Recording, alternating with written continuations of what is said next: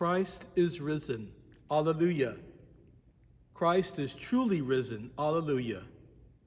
Welcome, friends, to 3 Minutes with Father Al.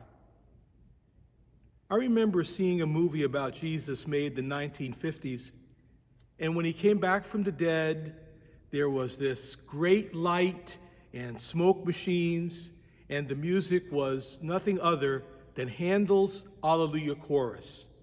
While that made for a splendid cinematographic event, it has little to do with the resurrection narratives about Jesus. As a matter of fact, after the resurrection, Jesus seems to be more human than ever. And in this weekend's gospel, we see Jesus encountering his disciples and saying, "Peace be with you." And they're afraid because they think they're seeing a ghost. And then Jesus does 3 things with them. And those 3 things can be encapsulated this way: to look, to touch, to eat. Jesus invites them to look at him. I am flesh and bones. I am human. I am fully alive. And he invites all of us to look at others, not with indifference, but with insight and reverence. And then he says, touch my wounds.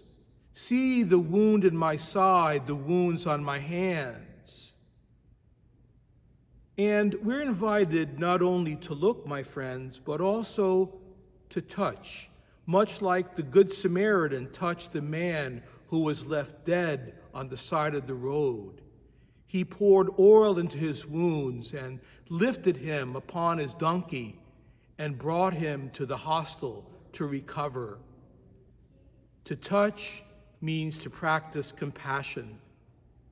And then Jesus says something quite remarkable. I'm hungry. Give me something to eat.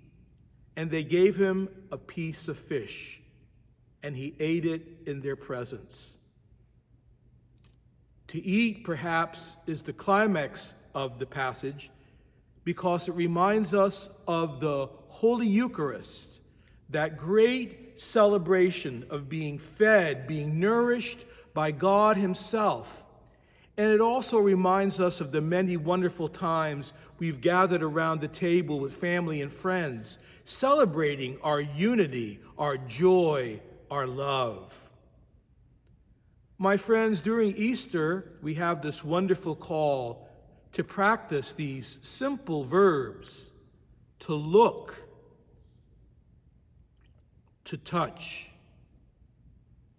to eat. Pope Francis says, brothers and sisters, this gospel passage tells us that Jesus is not a ghost, but a living person. That when Jesus draws near to us, he fills us with joy to the point of disbelief, and he leaves us bewildered with that astonishment that only God's presence gives, because Jesus is alive. God bless you, and see you in church.